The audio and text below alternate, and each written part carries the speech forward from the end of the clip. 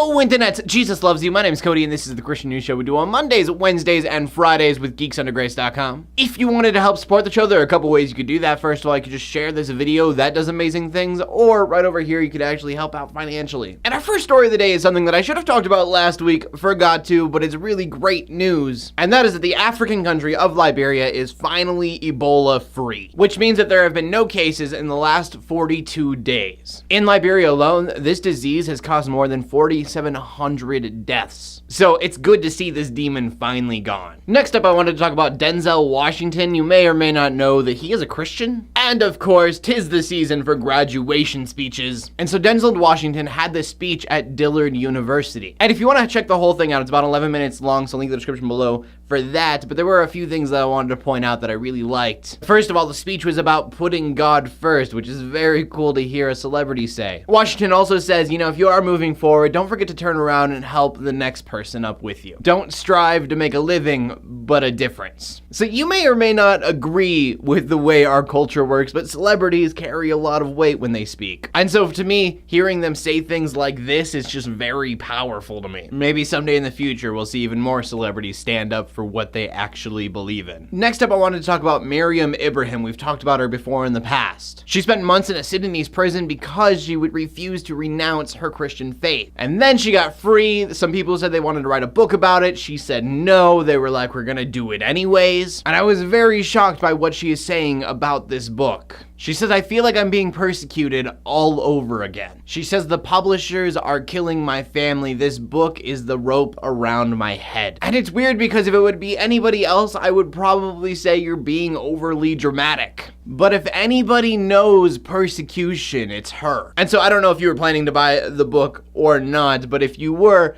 I invite you not to. It's titled, My Name is Mariam. If the book is the rope around her neck, do not tighten that rope. And our final story of the day is about a crazy new finding. It turns out that babies that are born at 22 weeks, which is 5 months, can survive with treatment. And the thing with this finding is what it does for people who are pro-choice. The argument for a lot of people who are pro-choice is the baby couldn't survive if it was born at this time, so therefore it is not necessarily a baby yet. But here's the thing, 5 months, incredibly early. But you need to find a new measurement, because if you can help them at 5 months, who say you can't help them at 4 months? Or 3 months with medical treatment? I mean, do we just push the answer back as science develops? Or do we stick a flag in the ground way before that and say that this is it? I mean, it's really crazy for me to think about that this is something that is always changing, but yet this is what we're measuring what a life is by. And I don't really have a question of the day today for you guys, so just comment on anything that I talked about today, I guess.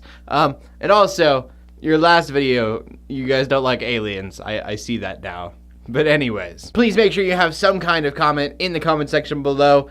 You could just even say hi. I'm totally fine with that. Make sure you check out geeksundergrace.com. My name is Cody Armour, bringing you Christian news in a not so boring kind of way every Monday, Wednesday, and Friday. In closing, let the haters hate, let the Christians pray. To everybody, like, subscribe. I will see you later, and God bless.